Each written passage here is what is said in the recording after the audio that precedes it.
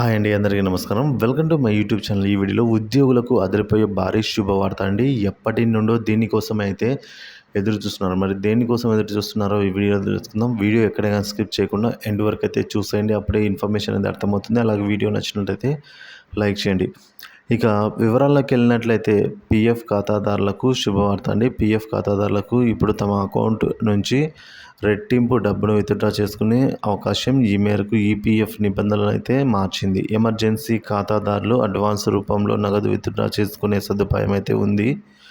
So ఈపీఎస్ఓ నగదు withdraw విషయంలో నిబంధనలు అయితే మార్చిందండి.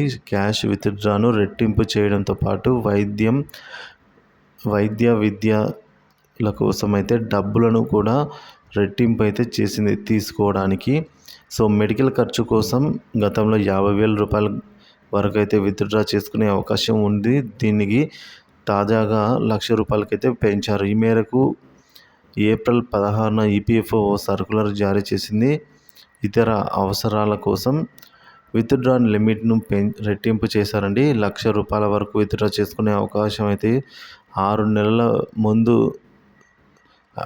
నెలల ముందు నిల్వల నుంచి మాత్రమే డబ్బు విత్డ్రా చేసుకోగలరు. ఎంత ఉంటే అంత, గరిష్టంగా 1,00,000 రూపాయల వరకు అనైతే నిబంధనను సడలించింది. సో కాబట్టి ప్రాణానికి ప్రమాదం ఉన్న జబ్బులు, చికిత్సలకు మాత్రమే ఈ విత్డ్రా నిబంధన అనేది విత్డ్రా చేసుకునే అవకాశం అయితే ఉంటుందని ఈపీఎఫ్ఓ పేర్కొంది.